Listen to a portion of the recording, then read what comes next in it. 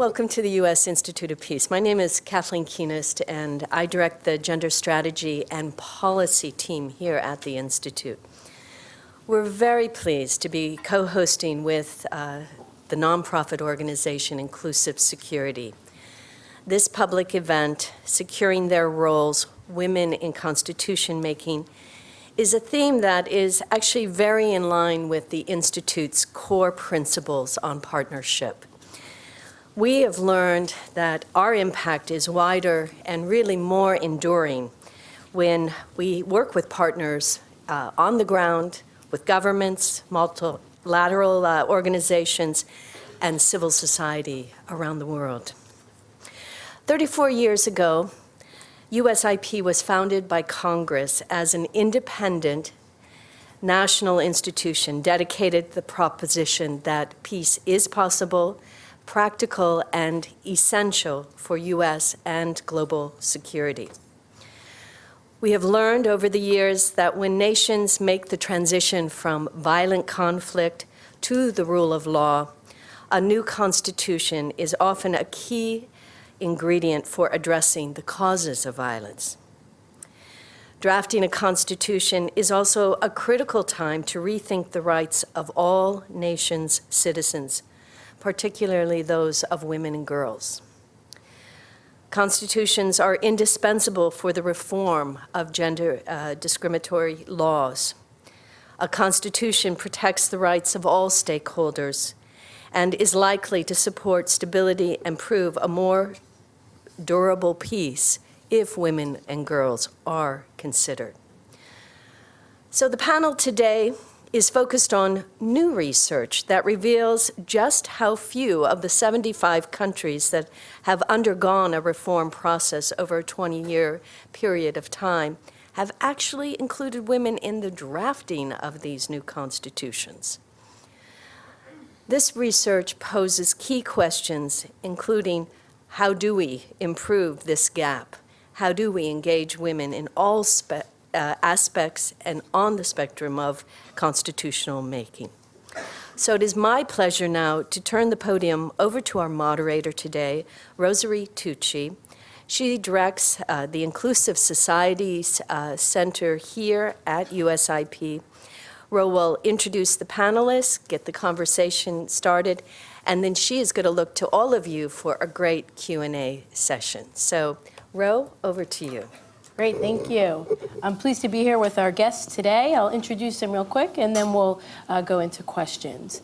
So the first guest I'd like to introduce is Maria Riley. She leads the Inclusive Security's research agenda, where they've done groundbreaking work on why women's inclusion matters and how to achieve it. She is the author of the research that we're highlighting here today, how women influence constitutions. So we're excited to hear more about the findings.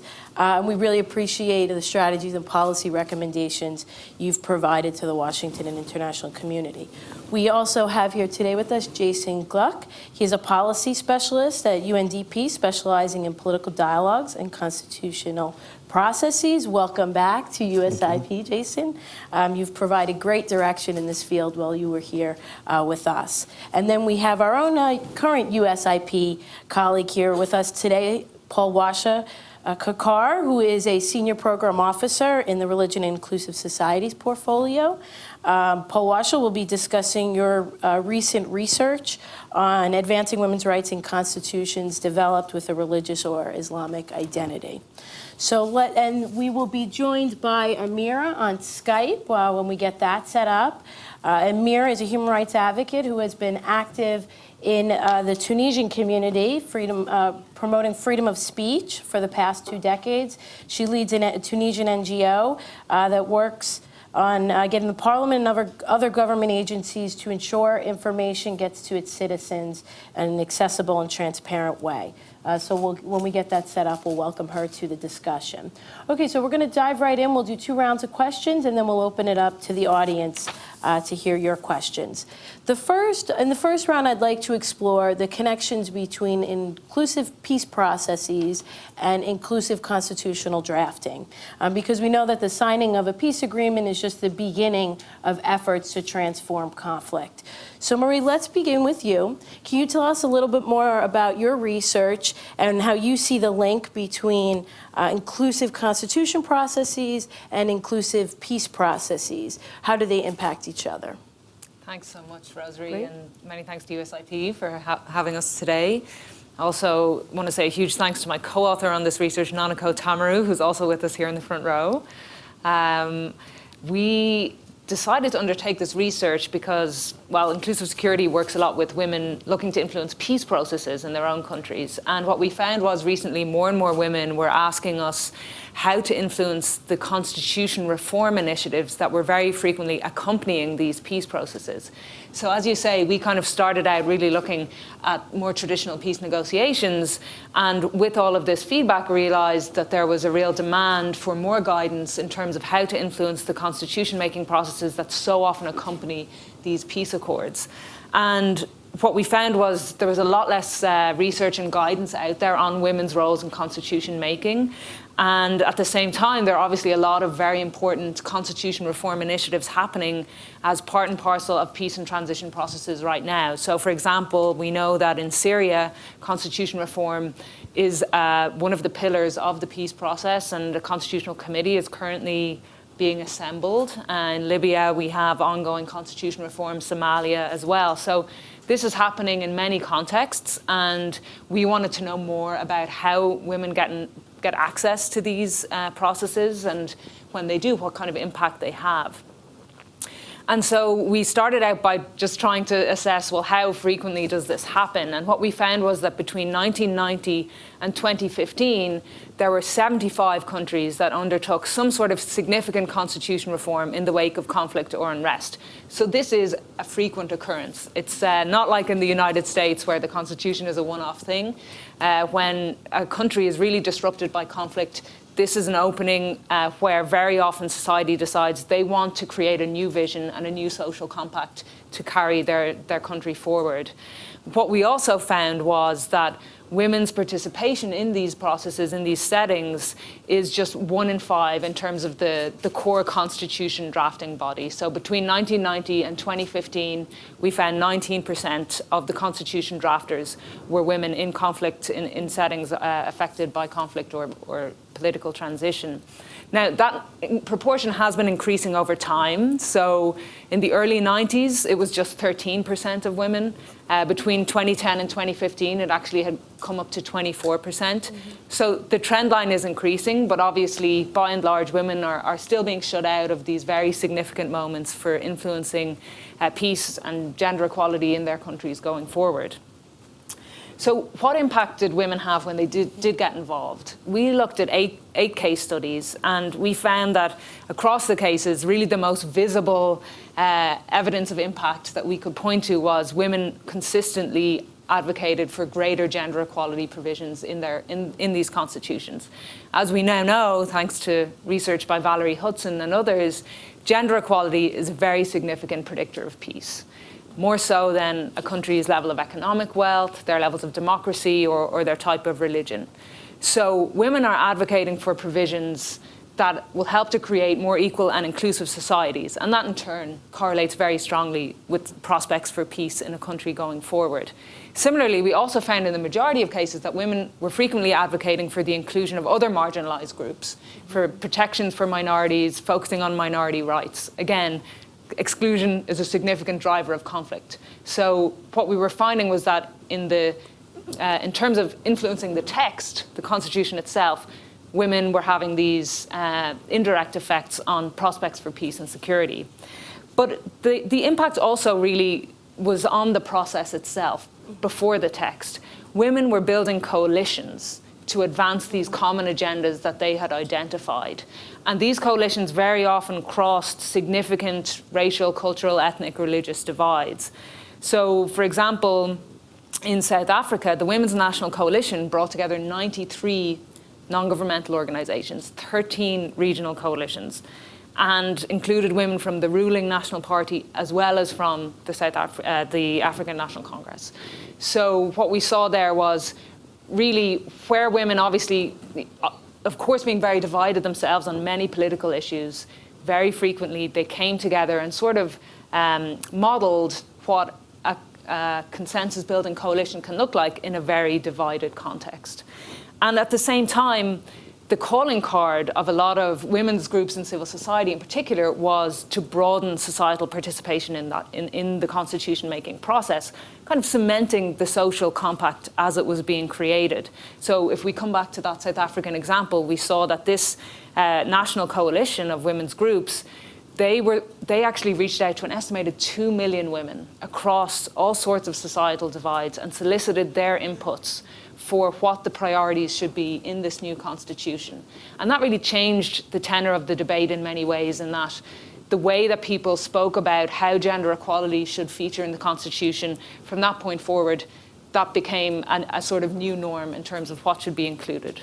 So triple impact is what we found across these qualitative case studies on the constitution itself in terms of provisions for more equal and inclusive societies, also on bridging divides within the process, and then broadening societal participation as well. Great, thank you.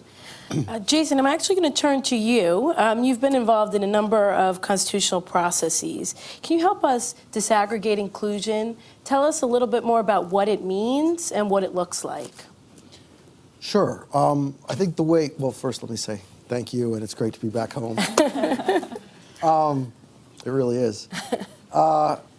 I think of inclusion as sort of a three-step inquiry. It's who's at the table, what are the processes and mechanisms in place to have their voices heard, and then how do you hear the voices of everyone else who can't be at the table? Mm-hmm. And if you take them through, I'll try and go through them quickly. I mean, the who's at the table, I think it's actually a great example from my own personal experience is through a gender lens and looking at women's inclusion. The first constitutional process I ever had the opportunity to support was Iraq's constitutional review in 2007. And so you'll recall the Constitution was adopted in 2005, and at the 11th hour, they added a provision that would call for a mandatory comprehensive review shortly after the next parliament was elected in order to try and bring Sunnis back into the political fold. So this process is being undertaken in 2007, and with the United Nations, we're supporting a new review committee of parliament that's undertaking the review. And of course, like everything else in Iraq, it's broken up largely along the sectarian and ethnic lens. You have groups of Sunni and Shia and Kurds that are undertaking this negotiation. And we at the UN received a lot of submissions for issues particularly related to personal status, marriage, divorce, child custody, inheritance, things that were of particular importance to women. And so when we would go around to these groups, at least 2 out of the 3 were incredibly sympathetic to making reforms to the Constitution that would better serve gender equality, gender rights. The problem is that the review committee itself had about 30 members on it and only 1 woman. Mm-hmm. So you were talking to men engaged in a very high-stakes political negotiation, and the response we heard from the 2 groups that were sympathetic to these changes was, sure, we would support it, but we can't use our political capital to champion it. Mm-hmm. And that was the moment that I realized, really, getting women around the table, this first question of inclusion, who has a seat, is critically important. Mm-hmm. You can compare that anecdote to, for example, Liberia, that is in the midst of a constitutional review, but has completed the phase where its commission has gone out and provided recommendations to the president, which have then now been forwarded to the parliament. This commission was chaired by a woman, a former Chief Justice, a very formidable woman named Gloria Scott. And I don't think it's coincidence that about 20% of all the recommendations that went up to the president's desk on amendments have to do with strengthening gender rights. Or you can look at Kenya, and here I'm going to steal from Inclusive Security's fantastic report, and I'm not checking my Facebook. But so the deputy chair of the committee of experts was a woman, and she wrote That constitution making, quote, required women to stand together, acknowledge and offer each other sisterhood, listen to each other, and work together regardless of party affiliation, ethnic background, and whether or not we like each other. And I think the lesson there is quite clear. When you get women in the room, you have opportunity for caucusing or cross-party advocacy. And if they're not in the room, obviously that can't happen. So that's inclusion in terms of getting people to the table. In terms of the rules and mechanisms, I mean, it's not enough. Obviously, you could, just if you had one woman out of 30, that voice is not going to be particularly heard. But you asked a moment ago about sort of this connection between constitution making and peace building. There's a really interesting case study we can look to. Unfortunately, it's quite a sad story, but what's happened in Yemen in the wake of the Arab Spring. So there you had a national dialogue of 565 people, and it was incredibly inclusive in terms of getting everyone a seat at the table. Now, if you look at the two minority groups that were most critical in terms of developing this political compact that Marie spoke of a minute ago, it was Southerners, who represent about 20% of the population, and Houthis, who represent about the same, maybe a little bit more. Now, when they were designing the national dialogue, they were very conscious of the fact that they needed to negotiate with Southerners as an entity such that they could get their buy-in. And that might require more than 20% of the seats. It might require voting procedures and decision-making rules that ensure that you're going to have their buy-in as the process unfolds. So in this case, Southerners got 50% of the seats in the national dialogue, despite the fact that they only represent about 20% of the population. Later on, when some of the Southerners were going to actually pull out of the national dialogue because of the direction it was going, the president created what was called the North-South Committee, or 8+8 Committee. And here they actually took 8 Northerners and 8 Southerners, pulled them out of the national dialogue and said there are specific issues that we need to agree on to keep this process on track. And this is a very strategic and deliberate example of how the numbers itself and the inclusion itself may not be enough. You need to get that elite deal. Now, of course, we know how Yemen has unfolded since, but let's look at the Houthi side. The Houthis, who might also be about 20, 25%, some might even say 30% of the population, receive 6% of the seats in the national dialogue. There was no special committee to deal with Houthi issues the way there was with Southern issues. The issue that was most existential to the Houthis had to do with the number and the boundaries of regions in the new federal Yemen. And on this, there was a 22-person committee, of which Houthis had 1 seat, maybe 2, depending on, political affiliation. And they were the only ones who objected to the outcome of this region's committee, which proposed a map that was a red line against Houthi interests. So although they were at the table, those interests were never reflected in any deal. And then when the Constitutional Drafting Committee was formed to put pen to paper and create a constitution out of these agreements that were nominally reached by the National Dialogue and this Regions Committee, Houthis had 1 of 17 seats. And again, because of the voting procedures and the decision-making mechanisms, when it came time, the Houthis again were the only ones that objected to the draft. And I don't think it's coincidence that it was as the draft was being delivered to the president, the messenger was kidnapped, the draft was taken, and of course, we see Yemen in the horrible state that it's in today. I don't want to draw a direct line of causation, but I do want to underscore this importance that it's not enough just to have people at the table. And this requires, a political calculation as well as a design of rules that can accommodate all these different interests and voices. And then lastly, on this question of sort of a bigger picture participation, you can't have all societal interests around the table. And even if you can have them reflected in 1 seat here or there, you're still leaving a lot of voices. And so particularly a lot of the work that we did at USIP and is continuing to be emphasized throughout the international community is on the role of public participation in constitution making. And the benefits there are numerous. There may be a normative or moral argument for it, but at its root, all of this is to get buy-in on this social compact that Marie referred to. And the more voices, the more buy-in. It can create challenges, certainly, but whether or not you're talking about groups or whether you're talking about society at large, to the extent you can make them feel ownership over this process and the outcome that comes from it, you're in a better state, whether you're peace building in the wake of conflict prevention, whether you're dealing with fragile states and trying to make them more resilient to conflict, whether you're talking about sustainable development. All of this requires this aspect of inclusion. Great, thank you. Do we have Amira on Skype? Are we connected? Great. So let's pick up on that point of public participation. And Amira, if you can hear us, and in your experience, what is the relationship between Tunisia's constitution drafting process and building national peace and stability in the aftermath of the Arab Spring? How did public participation in these processes shape Tunisia's future? See if we get her.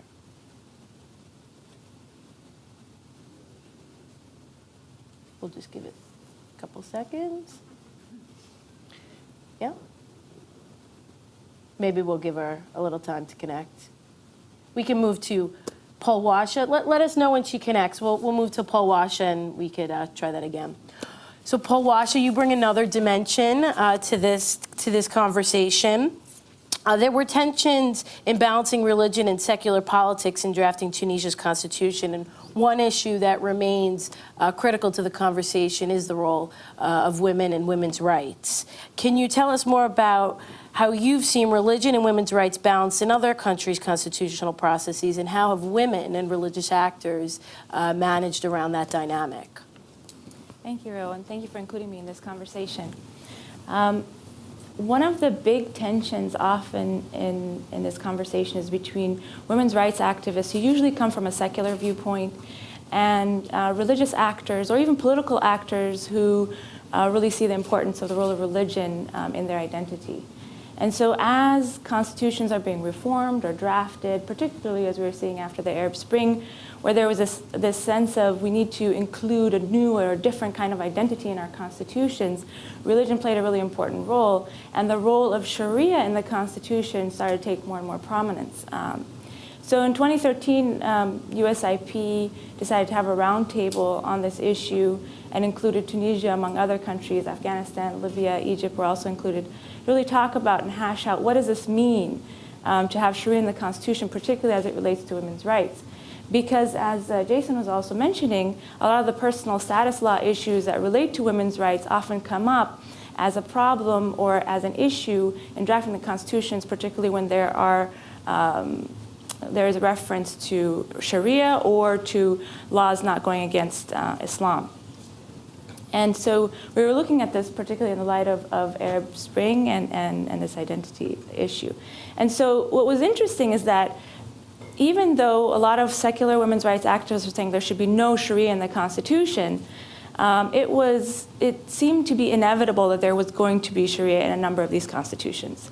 And when we did our mapping of the religious landscape in Libya in 2014, it was unanimous. The people that we interviewed said, yes, there's going to be Sharia in the Constitution. In Libya, in Afghanistan, it was unanimous. People were saying, yes, there's going to be Sharia in the Constitution. So there's an understanding that, okay, Sharia will be in the Constitution, now what? What does that mean for women's rights after that? Well, first, the question is, what does it mean? What does Sharia in the Constitution really mean? And so different constitutions have laid it out differently.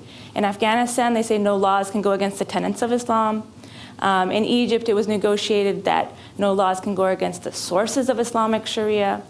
And in Tunisia, it's interesting. They say there's no Sharia in the constitution, but Article 136 states that no constitutional amendment shall harm Islam as a religion of the state. So there's all these interesting dynamics between law and tenets of Sharia, sources of Sharia. What does that all mean? And in looking at specific case studies, Afghanistan, Libya, and Egypt, what we found was that there needs to be a clear, concise mechanism and an authority as to who decides what exactly what that means in terms of what laws go against Sharia or not. And the issue is that in a lot of Muslim countries, there's people who give fatwas, give religious rulings saying this is Sharia or this is not Sharia. There's a diversity of opinion in Sharia. Sharia is not one monolithic interpretation or one monolithic body of law. There's lots of interpretations. There's lots of schools of thought. Within schools of thought, there's lots of different interpretations. And it's dynamic and it's changing. It evolves. And so for this reason, in the case studies that we were looking at, what was laid out was that there needs to be a clear authority or a clear mechanism to make the decision in terms of what is or what isn't according to Sharia. So in in Libya and in Egypt, you have the Supreme Constitutional Court. In Afghanistan, you have these overlapping bodies. So you have a constitutional oversight committee, you have a committee in parliament, you have the Supreme Court, which has a Dar al-Ifta, and all of them lay claim to the ones to be making the final decision. In the end, they actually don't make the decision, they all have veto power. So clear mechanism really needs to be laid out, because if it's not laid out, then it raises a lot of problems.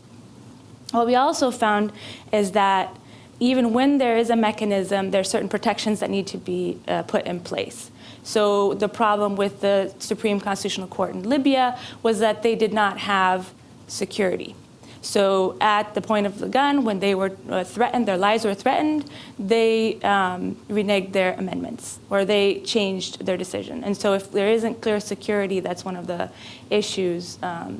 Also, that the authority should have both constitutional legitimacy and religious legitimacy, so that you have that kind of legitimacy in both. So that's in terms of how they've been schooled, their background as well.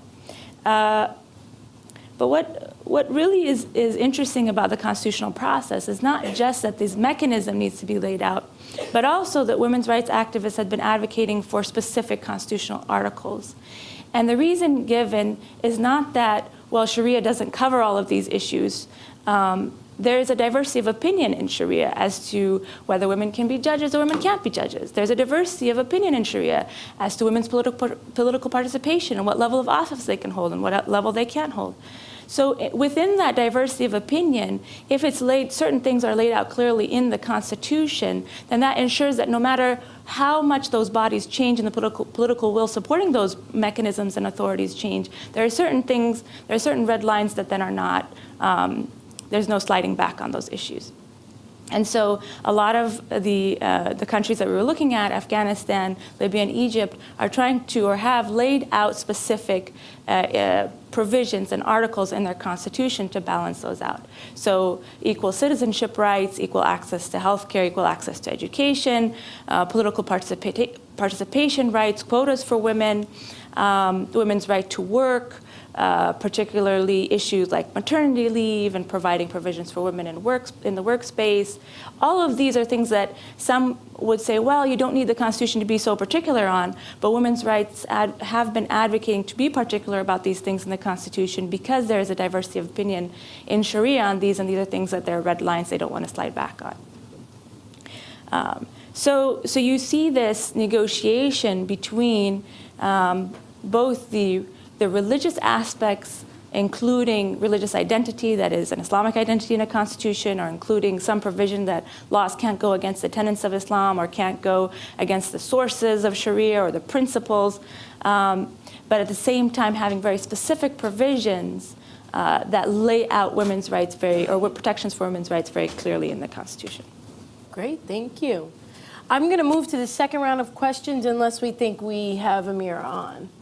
Yes, we do. Look at that. Perfect timing. Amira, did you, let me repeat the question for you and for our audience here. We were trying to pick up on the thread of public participation in constitutional processes. And we wanted to know, in your experience on the ground, what is the relationship between Tunisia's constitutional drafting process and building national peace and stability in the aftermath of the Arab Spring? How did public participation in these processes help to shape Tunisia's future? So first of all, hello. Hello, welcome. I'm happy I finally I'm getting you on the phone. So in Tunisia, what happened in the beginning is, so first of all, you need to always imagine how it was. We're a country that has never been under democracy, never experienced this democracy, had no idea what it means. So even though we can learn it in books, we had no idea what means human rights, what means, equality, etc. So, or participation, of course, because we went from dictatorship to another dictatorship to colony to invasion. This is the history of Tunisia. So, we were all in like first grade of democracy, and we had no idea how to deal with it. So what we did in the beginning when we had these elections, so we had a quite high turnout. People went, and it was very emotional, and we elected these 217 people. But at the end, first of all, there was a certain shock when people saw who won, because we were used to all these, black ties, somehow nominated by the Ben Ali regime, people who looked all like bankers. And we ended up having 217 people that looked like any average Tunisian in the street. We had a taxi driver as an MP. We had a woman who never worked as MP. And we had students, we had everything. So when these people get elected, the first assumption they had was, okay, now that we got elected, we are supposed to write this constitution. And so the participation ends there, ends in the elections. And these people don't like what we did. They will not elect us next time. And that was a big part of what Al-Bawtala did, is to explain first to these people the fact that they have to make everything open and to let people participate, every Tunisian participate. And then the other side also explain to every Tunisian their right to know what's happening in there, to participate to the discussions, to understand the importance of understanding what's being discussed, and especially to try to let their voice heard. So in Tunisia, honestly, one thing that played a big role was social media in making the voice of the people actually heard by MPs once they got elected. So I remember, I would always remember this MP who understood that if he wants to get re-elected, he better get a Facebook account and, exchange with people. And he came to me and he said, hi, Amira, I really want to have Facebook in my home. And I go no, you mean internet? And he goes no, I just need Facebook. These two things are completely, I think, the same. So you need internet to get Facebook. And he said, no, I heard internet is very expensive. I'm good with Facebook.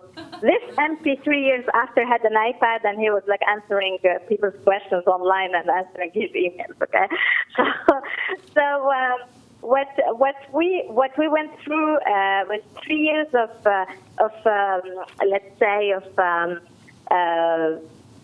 education in both sides. I think people get it better than the MPs and understood their rights better than the MPs. And this is why sometimes people, ask me if they think Tunisia will go backwards. And my answer is always no, not because we don't have attempts, not because, for me, the actual president, the actual government that we have is a former regime government. These people don't believe in democracy, but still with these people, they cannot bring us backwards because the Tunisians won't let it go. Now, we became way too used to freedom of expression and freedom of speech. We became way too used to criticize and insult our politicians. So somehow something was triggered with these 3 years of participation. And it was not just participation, it was actually an education for democracy. Great, thank you. Oh, it's wonderful to have the on-the-ground reflections. So let's move on to the next round of questions, where we're going to take a closer look at the challenges and risks, and of course the opportunities related to broadening participation in constitution making. So Marie, let's begin with you again. Why is it so hard for women to earn a role in constitutional making? Can you also illuminate on the risks they face? And while you're at it, talk about the opportunities that they can look for to improve their engagement moving forward. A little bit of everything, if you can. Okay, thanks. Well, let's start with a little optimism. Okay, sure.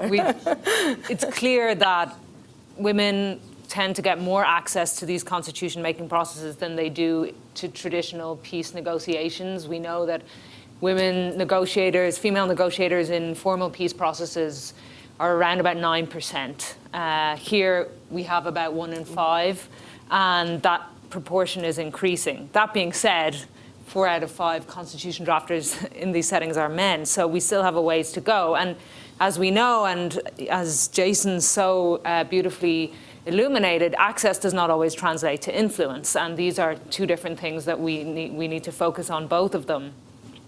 What we found when interviewing women in these cases was that very often they face this challenge of tokenism. So in Tunisia, for example, even though women had been at the forefront of the revolution, played a very visible role that was very widely acknowledged, when it came to the next phase, when it came to drafting the constitution, many of the women that our team interviewed reported being perceived as token actors and constantly having to prove their legitimacy at every turn.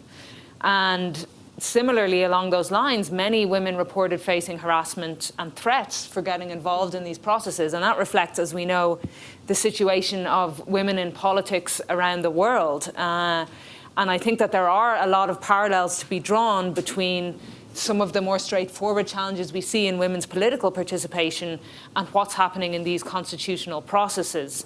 It does relate back to this wider social norm that women's place is not in politics, that politics is a male-dominated sphere, and that tradition is very hard to break with. This is something that goes back millennia, as we know, from ancient Greek and Roman texts, where women's voices in the public sphere were being silenced.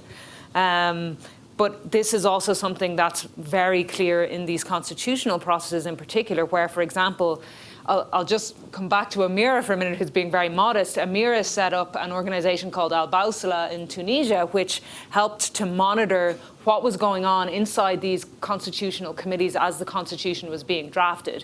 She connected, using the magic of the internet, what was going on inside with what people wanted to know in society more broadly. So who was attending what sessions, what was being discussed in these sessions, what decisions were being made. And even though Amira and her colleagues found that women actually had higher rates of attendance proportionally than men did during these sessions, the social norms played a role in the sense that journalists still far more frequently interviewed men in terms of what just happened in that session, what decisions were made, even when men weren't present in the session in question. So we're seeing from all sorts of angles that this social norm around women's involvement in politics very much came to the fore in these constitutional processes, and is something that needs to be tackled on many different fronts. Beyond that, we also found that there were a lot of challenges in terms of recognizing the multiplicity of women's identities as they participated in these processes. In Tunisia, for example, a lot of women told us that the votes on certain provisions were taking place late at night, 11 p.m., midnight. And women in most societies are the primary caregivers in their homes, and that can be a very difficult time to be present and influence those votes. But similarly, in terms of bridging divides around ethnic, caste, class divisions, in Nepal, for example, women did manage to form a caucus in the Constituent Assembly, and they did manage to advance a lot of very significant gender equality provisions in the Constitution. At the same time, they reported later in surveys that they weren't able to build as strong a coalition as they would have wanted, because a lot of these class and caste divides prevented them from doing so. That's something that women overcame very clearly in Kenya, for example. They had a very well-facilitated coalition-building process. They had something that became known as the spitting session, where they were able to air their grievances with each other and really flesh out some of these very deep conflict divides that, of course, pervaded among women as individuals and between women's groups. At the same time, I think there's also a lot of hope in the sense that if you have a good, well-facilitated process, if you can bring the right people into the room and really have a lot of that kind of, some trauma healing and reconciliation initiatives, then women are able to overcome those divides and build coalitions and identify a minimum consensus around a common agenda. And typically that relates not only to gender equality, but that's obviously the most visible area where women can achieve that level of basic consensus and come together. A final challenge was around the subordination of so-called women's issues. And that's something that we see also in peace negotiations that are often happening in parallel or have just happened before. We heard a lot previously from both Jason and Palwasha about personal status codes, family law. These are not these are things that are typically considered, oh, that's a social issue, or that's a family issue, or that's a women's issue. But actually, there's a lot of research now that shows that the correlation between gender equality and family law and the peacefulness of a society is actually very strong. There's actually a lot of evidence now that shows that these particular kinds of social issues have a very strong impact on prospects for peace and security in a society. So this red herring of women's issues is still being thrown out there and is something that women still have to fight extra hard to overcome. Opportunities. What can women do to have more influence and to gain more access? And what can men do to help them also? We did find that when women mobilized early on in the process, this did seem to increase their chances of getting access and having influence. As we know, the selection procedures for a constitution-making body are very often set early on in the peace process. So it's when, for example, women were involved in the peace negotiations early on, they very often managed to secure a quota for women's participation in the later Constituent Assembly. But also when women mobilized in civil society from the outset and exerted pressure consistently to keep attention on women's representation, that also really helped there to be more women in the constitution drafting body and to have their interests recognized more broadly. There are also many ways to incentivize participation, and that came through, but they vary dramatically in quality. So in many cases, a quota clearly did help women to have more higher levels of participation. In other cases, the quota itself was sort of a token quota. And there was a quota for 10% women's participation in Egypt, for example. That's what it was equivalent to. And in the end, that kind of incentive just isn't going to make enough of a difference. So we speak about it in terms of opportunities, incentivizing participation that really goes beyond tokenism. And we also found that where women were able to build strategic alliances both inside the constitution-making body, but also outside, building broad coalitions in civil society, and when those two were able to speak to each other, that very often meant that women were much better placed to advance this common agenda. So in Colombia, for example, women within the assembly were advocating for protections for marginalized groups, but they actually were only 5% of the assembly. That said, women then mobilized outside to create a coalition in civil society, and they were instrumental in achieving specific constitutional provisions around women's participation in the public sector and in decision-making in the final constitution. So it really has to be an element of both. If those two elements can speak to each other and work together, then even better again. And finally, there's this idea of how the debate is framed, and that relates to understanding the process. So we did find, for example, that as we've been saying, gender equality correlates with peace, and inclusiveness, exclusion drives war. And where women were able to frame their demands around gender equality in a way that could resonate with broader portions of society beyond women, they also seem to be more successful. So equal citizenship, for example, in Tunisia, rather than focusing exclusively on women's rights for women only. There were examples of this where connecting this agenda to broader goals of peace, security, democracy seemed to help women to achieve their goals in that sense. And where women were well prepared to really understand the process and identify the key actors, they were then able to get creative and push these agendas forward in a way that was more effective. It's interesting, I think one area that we'd love to find out more about is the relationship between what we see in these constitutional processes and what we see in politics more broadly. In Ireland, when we're talking about women's participation in politics, we often say it comes down to the 5 C's. The hurdles that they face come down to culture, cash, confidence, candidate selection, and childcare. And what I found was, I actually, was reminded of this much later after we had completed this research, that these are common challenges that women face universally when trying to access politics, and they certainly rang true in these constitutional spaces. The difference is that, as we know, the Constitution is setting the ground rules for politics and many other elements of society moving forward. So this is such a crucial place for women to have access and influence in order to then change the dynamics in terms of women's participation in politics and so many other areas as a society moves forward. Great. Thank you for those 5 C's. We'll remember those and how to overcome them. Jason, over to you. Based on the constitutions that you've seen or been involved in, speak to some of the challenges you've seen, but also some of the strategies you've seen employed by both women and other marginalized groups. Sure, although I have to grouse for a moment because Marie took a lot of the points I wanted. The good news for all of you is that she delivers them backed by data, and I only have anecdotal experience. So you're better served by having it from her. We want both. I would emphasize this connective tissue between getting women in the room and then connecting them to civil society. In my experience, that is the critical factor that determines an outcome that is more generous to gender rights. And we've seen in societies that can tick those 2 boxes, stronger provisions in constitutions for equality and rights.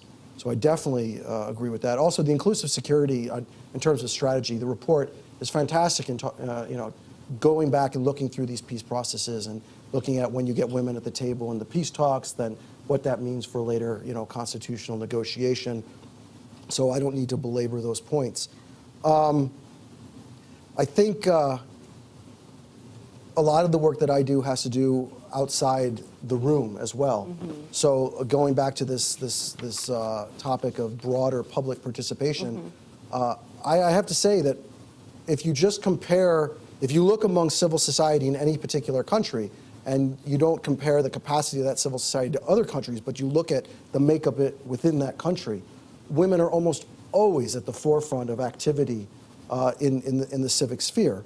And then in terms of strategies for engagement, it really is so context specific. Amira was talking about Tunisia and the use of Facebook.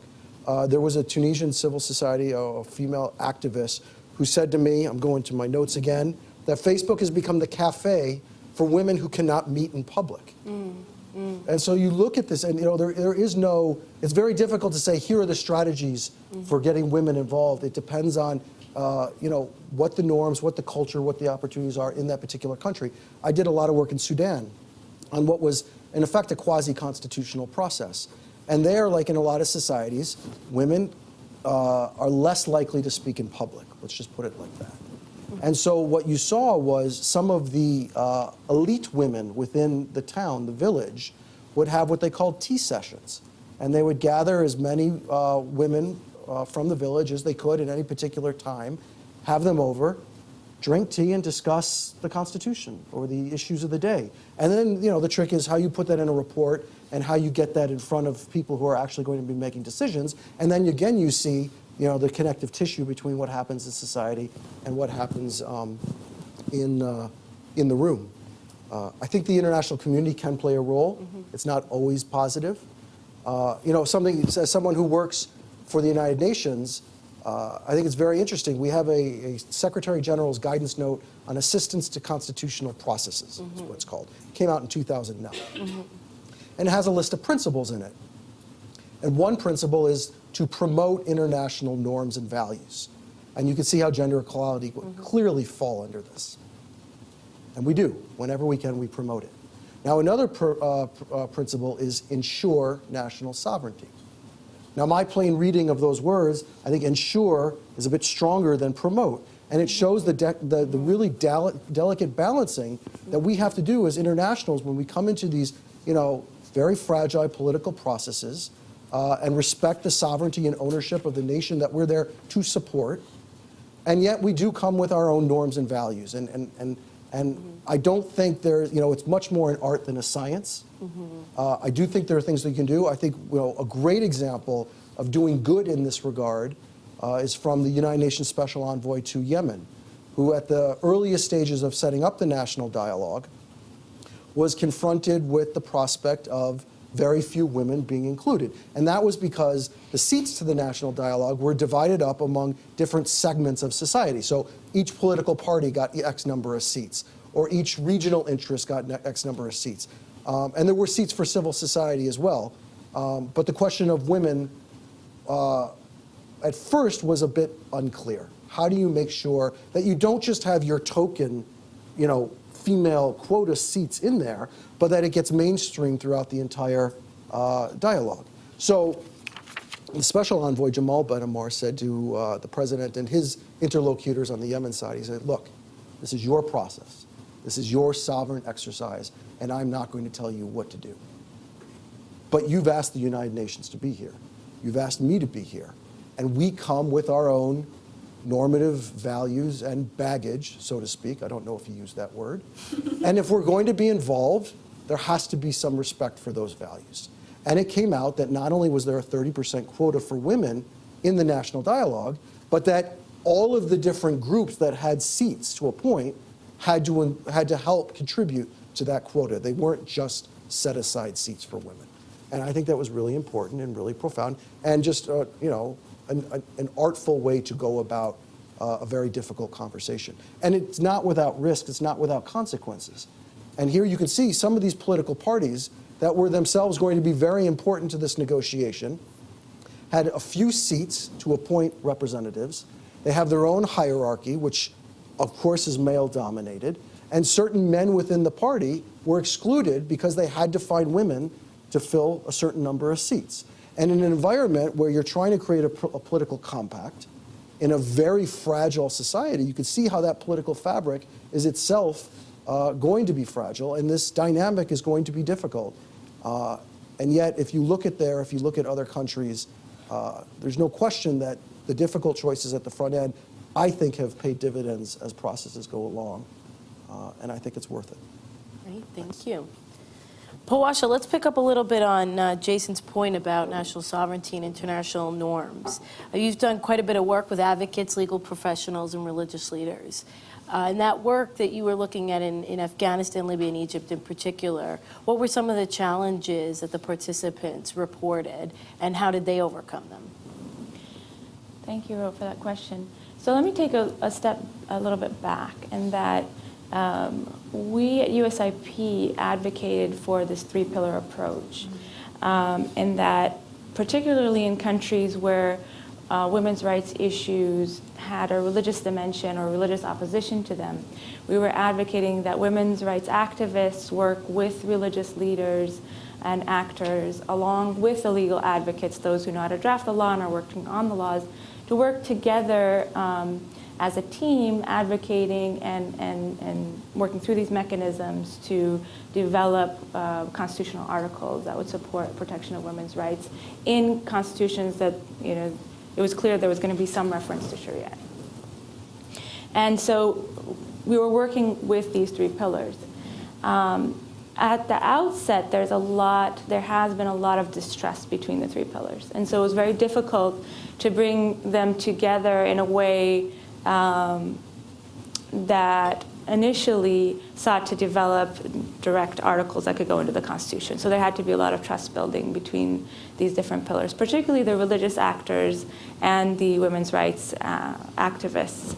The women's rights activists had already been working with legal advocates, those that are working on drafting the laws, the prosecutors, the lawyers, the advocates already in that realm. But the religious actors are really left out of the picture in a lot of these countries. And so bringing them in we had to do a lot of the trust building, bringing them onto the same page. And in the end, it was very interesting because they were all talking about the same thing, but from different angles and using their own jargon.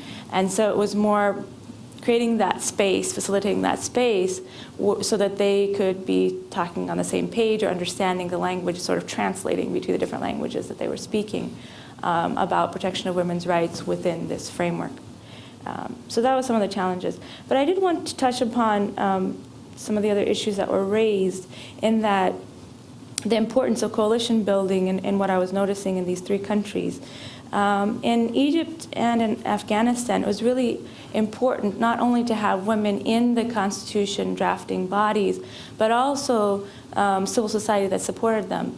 And in Egypt, it was very interesting that the Women in Memory Forum had developed a working group on women in the Constitution and came up with 14 different articles that they were advocating be included in the Constitution.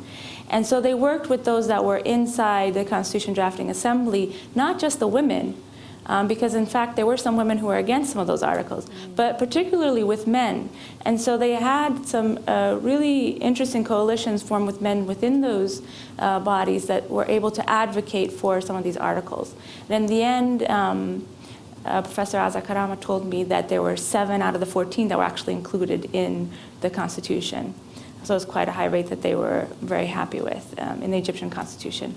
In Afghanistan, there was civil society, but because Afghanistan was coming out of the war and there was not a lot of civil society on the ground in Afghanistan, they were sort of in neighboring countries.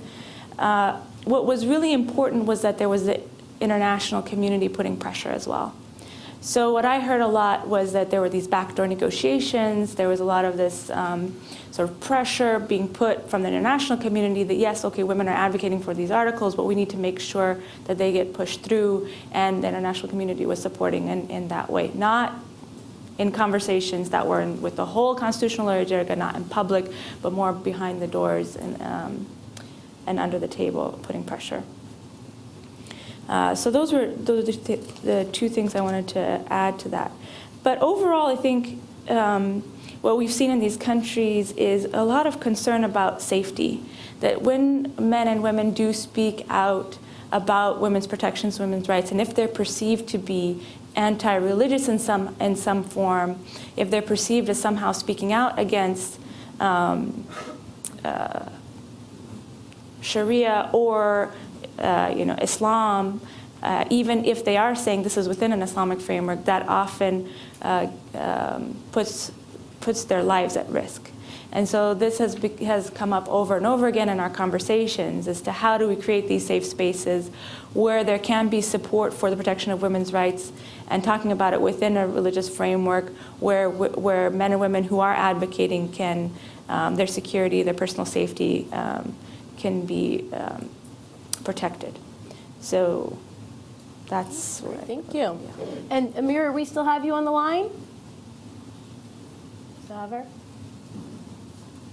I wanted to go back to her to see if she raised a number of challenges and opportunities in her initial response, but I did want to see if she had any other stories she wanted to add to her comments. But I think maybe we'll wrap up there. Let me know when you get her on. She can obviously interject at any point. But at this time, I want to thank the panelists for your comments, and we're going to hand it over to the audience to ask questions. So we'll take one at a time. Who would like to begin? Yeah, please go ahead. This is Shakila. Yep, we have microphones coming. Hold on one second. Here we go, right up here. Okay, thank you. And again, if Amira comes back on, she's welcome to chime in and help answer any of the questions we hear. Thank you. Hello, this is Shakila Barakzai from International Foundation for Electoral System. So my question is that I heard that mostly it's focusing for Afghanistan because I'm from Afghanistan. So we heard that there are a lot of diversity in opinion on religious. So maybe in the challenges that you listed, there is like a challenge that I can see that in we don't have like women scholars, religious, so it is men dominated. So how can we solve that issue? To like, if you come with that, is there any like recommendation for that? Is there anything that like you find such challenge in your assessment? Yeah. Oh, sure. So that was one of the issues that was raised in terms of not, well, in Afghanistan, that there aren't a lot of female religious scholars. There are legal scholars, but in the sense that they haven't studied, I mean, they've studied Sharia and law, as is required in Afghanistan, but that they don't come out of the Sharia faculty, that they come particularly out of the law school faculty. So that is a challenge that was identified, and that has been one of the recommendations that's been made. But the issue here is that in Afghanistan, we have the Oversight Committee, the Constitutional Oversight Committee, which, for example, Ghazal Haris is a part of it. So we have women who are part of this Oversight Committee. We have women in Parliament who are part of the Oversight Constitutional Committee. And then we have the Supreme Court, which we are working on to get a female judge, right? But in the Dar al-Ifta, we don't. However, the Dar al-Ifta in Afghanistan has only the role of providing recommendations. It doesn't make the final say. And in some ways, this is a problem. It is a problem because there are lots of places that can say, well, we'll give our fatwa, we have our opinion, versus what the Dar al-Ifta says. Or they will say, you know, we don't agree with the scholars on the Dar al-Ifta. They have not been given that authority. So that's one of the issues, is that they don't have that authority. And neither does any of the other committees have the ultimate authority to make the decision. So the Oversight Committee, the Parliamentarian Committee, or the Supreme Court, none of them have the final decision. And so because of all of these competing issues, even though women are part of these different committees, we still have a problem. And I agree, and it's been raised many times that there needs to be more women who are scholars. There is an attempt to send more women to different universities around the world to become scholars. Azhar University has given scholarships, particularly for women in Afghanistan, to come and study there. And we're looking at, there's other universities as well in Malaysia and in Jordan and elsewhere. Yes, religious scholars, particularly to become religious scholars. That's right. Great, thank you. Go here, we'll go the red jacket right there, sorry, while you're there, and then over. Thank you. I guess my question is sort of around tokenism and also kind of avoiding pigeonholing women, like assuming that, I guess, women, when they're at the table, will advocate for certain issues. Like, I think it's great, obviously, that women tend to try to bring in more rights of other minorities or other marginalized groups. I guess, yeah, I'm wondering if, I guess especially with the personal status laws, like, you know, kind of assuming like, oh, women will always will always have these particular stances on these issues like childcare or divorce or custody or inheritance or these kinds of issues. Not that it's a bad assumption necessarily, but I guess also it kind of relates to a broader thing of assuming that women are like always nurturing or always inclusive or, you know, potential to be cutthroat and very competitive too. So I mean, this is probably not the most important issue in some of these settings. So I'm just curious, like, if this has come up at all in any of your work and what your thoughts are on it. Thank you all. Marie, you wanna? Sure thing. And if we do get Amira back, I'd say she has something very interesting to say about that too. Yeah, absolutely. I think this is obviously something that should be avoided. What we did in terms of pigeonholing, as you say, what we found in this research was, of course, women advocate for a variety of constitutional provisions, and those vary greatly by context and by individual. And hopefully that should go without saying, but I shall say it now very explicitly. And what we found was that when we're looking comparatively across cases, what is the most visible common element? It is, in fact, that on average, and in every case, women typically advocated for some gender equality provisions. Not every single woman in every case, I'll grant you. But the other element is that, yes, of course, there are divisions around many elements of what these gender equality provisions should look like and what they should and should not entail. And there can be very contentious and deep divides on those issues, without a doubt. And Tunisia is a very interesting case in that respect. And even with that being said, the women in Tunisia came together, or enough of them came together to say, we disagree on many different elements of this. We often disagree on how you get there, what is the means to the end. But actually, we can create a common consensus around some very basic issues regarding gender equality, and we want those to be in the Constitution. And that was very interesting to me. So again, to highlight, this is what's most visible, and women are advocating for many other very important provisions. But this is where they do seem to be able to find some basic common ground, even amid very acute differences, without a doubt. I think if I could just add to that, I don't think you necessarily, and I know you weren't doing this, but I don't think you have to make the argument we should have women on a constitution-making body because it will lead to X, where X is stronger gender rights provisions. I think if you look at a makeup of a constitution-making body, it's better served by different backgrounds and perspectives, whether that's gender or ethnicity or language or even occupation. You don't want a bunch of lawyers on a constitutional drafting committee. And women will bring a different background, a different set of perspectives than men, and that by itself is enough reason to advocate for greater inclusion.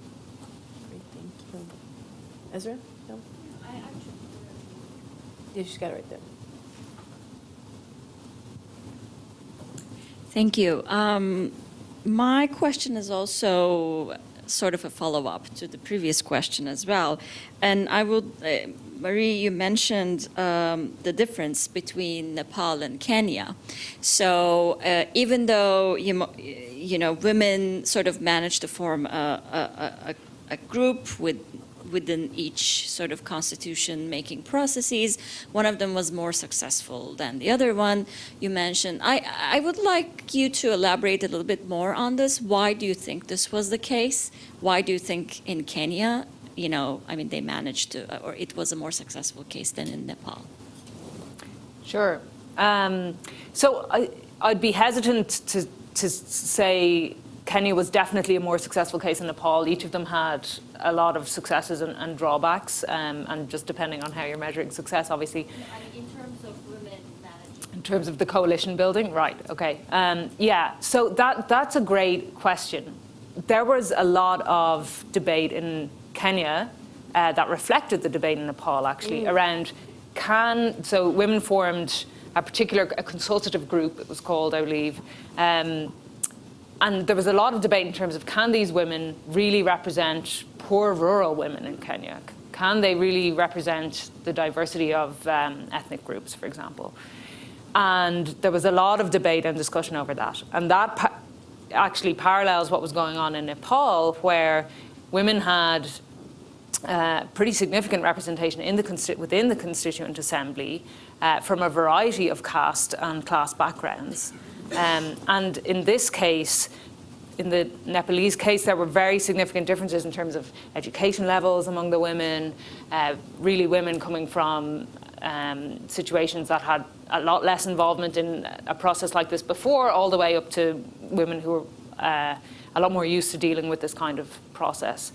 And there, in the Kenyan case, I think one element that made a difference was the outside facilitation, in a way, of Graça Machel. So when our team did this focus group in Kenya with a lot of the women who were in that body, many of them kept referencing back to Graça Machel, saying, so this was the outside facilitator in a team with Kofi Annan as the mediators for this process. And Graça Machel came to them and said, if you as women want to see certain provisions in this constitution, you need to come to me united with an agenda. And that kind of was an element to them, kind of a forcing effect in a way to say, we have a lot of acute differences, but if we want to make progress, we need to get over them. And that helped, that kind of spurred on this spontaneous spitting session. and help them to air their grievances and see what are the very basic things that we can agree on. And in Nepal, while there were attempts by outside organizations to facilitate the Women's Caucus, what the research that we drew on in this report, what it said was that in a way, while they were able to overcome a lot of the hurdles, and actually in terms of in the South Asian context, the Constitution of Nepal has a lot of very impressive gender equality provisions, even though it also has many shortcomings.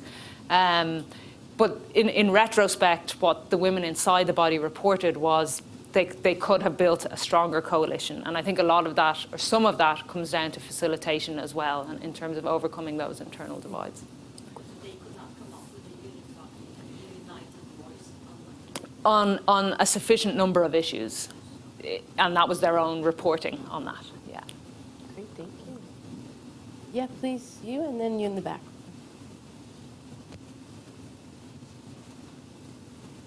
Hello, my name is Stacy Shamber from ICANN. Thank you very much for your remarks this morning. I look forward very much to reading this report. My question is about the challenge of culture, which many of you mentioned, whether it's women getting into a very male-dominated space or challenging religious interpretation, maybe even stepping outside of religious law. And the question is pretty simple. How do you have these conversations with people to try to address gender roles and the challenge of culture? Are there key actors or places, entry points for having these difficult conversations? Thank you. Please. I mean, tough one. I can answer for myself. I'm not the person to have that conversation. Wherever I am, I mean, maybe here, but it's a pretty sympathetic audience.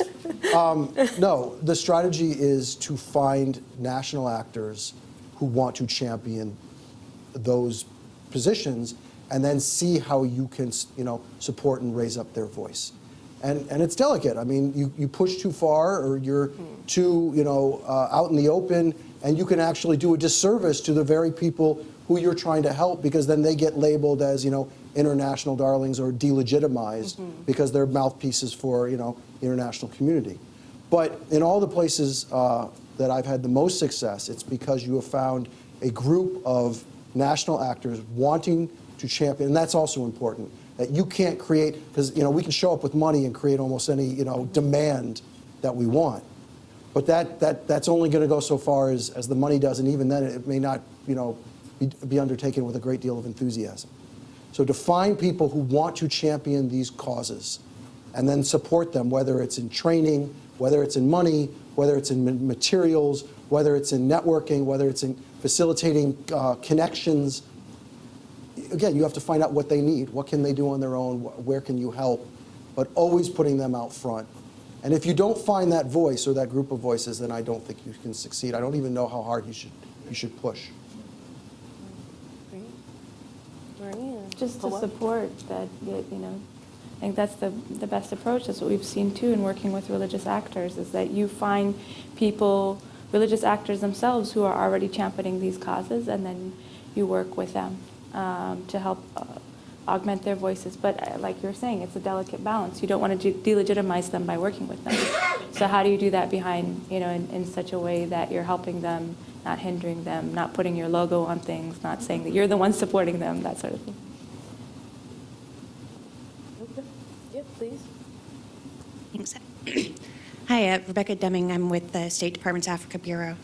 And this question is mostly for Marie, but if the others want to jump in too, I'd appreciate your insight. When you were talking about the subordination of women's issues and family law and inheritance and those kinds of things, you said that there's actually a strong correlation between peaceful societies and societies that have more gender neutral or gender championed laws on stereotypically women's issues. And I was wondering if you have any studies or any anecdotal evidence that would show causation as opposed to just correlation. Yeah, I'll just quickly point you to an article by Valerie Hudson and some of her colleagues. It's in a journal called PRISM, and it addresses that question very directly. they found very strong correlations between gender inequity in family law and levels of fragility and insecurity in societies. And I believe they also were able to unpack the causal directions, shall we say, but I just refer you to that very directly. It's a great study. Sure. Yeah, right. Yeah, go for it if you're right there. Hi, my name is Lauren Jamins. I'm coming from Georgetown's Conflict Resolution Program. This is generally directed towards Jason because you mentioned Yemen a couple different times. I'm writing a research paper on inclusive peace building in Yemen. And I was kind of wondering, since Yemen is interesting in that you had a constitution, then you have a civil conflict, and that the women's consensus kind of have gone into a diaspora, I was wondering, how do women build consensus during an ongoing conflict when they're inside and outside the country? Boy, you make one comment and all of a sudden you're supposed to be an expert. I don't have an easy answer for you. I know that there are international actors that are trying to keep constitutional dialogue going among Yemeni actors, pulling them together on a monthly basis to discuss some. And it's not part of any track one mediation. It's not part of a formal peace process. It's an effort to identify Yemenis who can raise up their own knowledge, awareness about these issues, and then try and inculcate that back into their own networks, whether it's universities or whether it's political parties. In terms of women specifically, I mean, there are women participating in those dialogues, but what women are doing at a grassroots level or at a political level to try and keep these issues on the table, I really can't say at this point. I think we would all have to concede that with what's going on in Yemen, even the entire constitutional process is secondary to both the violence and the humanitarian disaster that's going on. I would strongly make the case that it's not even the time for real constitutional discussion right now. But that doesn't mean people can't use this time to strengthen their own views or become more informed or do the networking, do the advocacy, so that hopefully when the day comes and the time is right, people are well suited to continue championing those causes.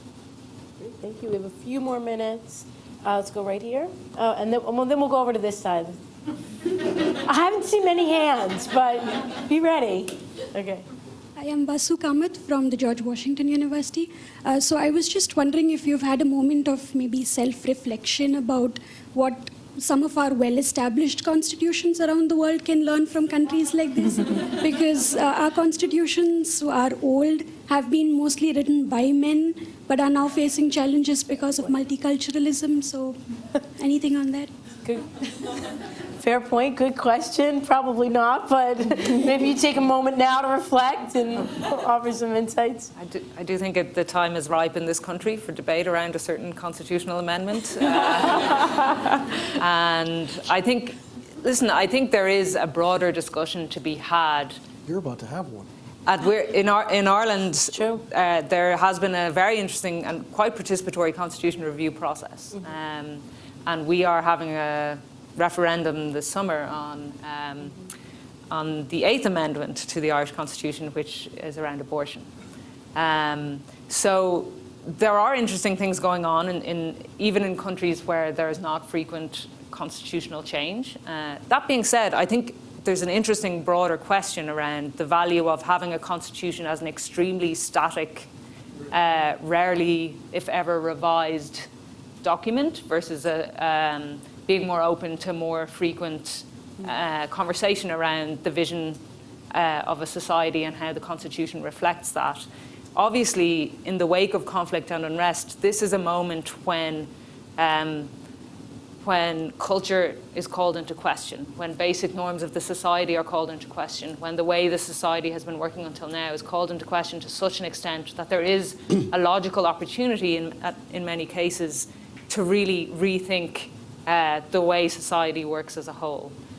Whereas in an established democracy, without an overt conflict, that opportunity is less likely to present itself. That being said, countries like France, for example, have gone through many constitutional revisions without necessarily having something as huge as a war to shake that up. But I'm curious if anyone else in the room or on the panel has a take on, are we going too far in the other direction? I mean, are there too many constitutional revisions? Are there too many, decisions to redraft a constitution in the wake of conflict and unrest? Is that always necessary? I think, and I'll channel Amira a little bit here, I think it really can have a lot of value, even where a previous constitutional text, even where the differences between the old text and the new text doesn't change dramatically.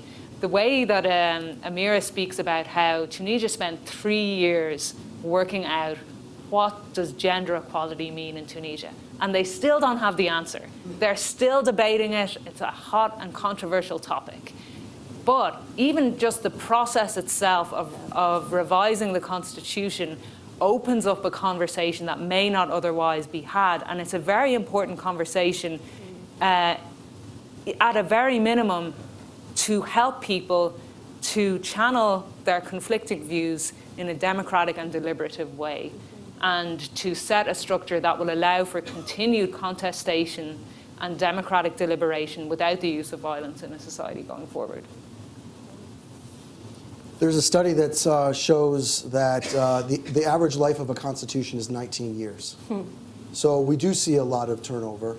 That doesn't mean necessarily that every 19 years a constitution needs to be reviewed, but Thomas Jefferson somewhat famously said that the US Constitution should be rewritten every generation because the past generation shouldn't bind the next. I can just tell you as a comparative constitutionalist, the principles within the US Constitution are ones that have been transported all over the world, but the text is something that's not particularly useful. You do see, sorry, I don't know where the question came from, but more modern constitutions are much better at spelling out some of, particularly on rights, whether it's, gender rights, but also socioeconomic rights. And they're just much longer, more detailed documents for a number of reasons, not just because we've become normatively more advanced, but because a lot of these constitutions are being written in a context of post-conflict, peace building, and the actors don't trust each other to leave it to, future courts to interpret what, equal opportunity or equal protection means under the law. I think there's a lot within the U.S. Constitution on, whether or not it should be amended or not. Probably goes beyond the scope of the discussion. But the important point is so much of the U.S. Constitution isn't actually in the Constitution, and people writing constitutions today are just not, or much less comfortable with that. Yeah.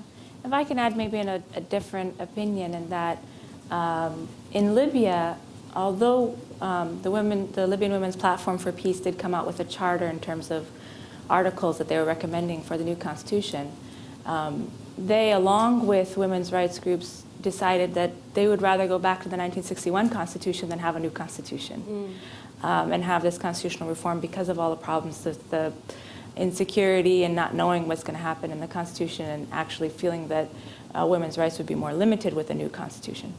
In Afghanistan, there's this option, and there's been a lot of discussion around having a constitutional lawyer jirga, both to include the Afghanistan CEO, but also thinking that, well, if we have a peace process with the Taliban, then we'll open up this process of constitutional reform so that they can also be in on the negotiations of what is the identity of Afghanistan. And for women, this poses a lot of challenges, and the women rights activists are saying, no, we don't want to go back. We don't want to go back to the Constitution and change what's already in there. Maybe there are some flaws, it can be improved, but we don't want backsliding. And so there's a lot of concern over these kinds of amendments, particularly when it comes to women's rights, when things have been drafted in a particular way with a particular negotiation behind it to allow for women's rights and protections, where societies are uncomfortable in going back on that, feeling that they would be backsliding rather than moving forward. I promised one question over here. Is it burning, or do you want to end with your question? No? Okay. We win. Well, we are going to wrap it up because we are at almost 11:35. Just join me in thanking our wonderful panelists, as well as my partner Chelsea and Marie, who did help organize this event. So thank you. And please take their reports. They're on the table outside, and we can continue the conversation. Thank you. Great.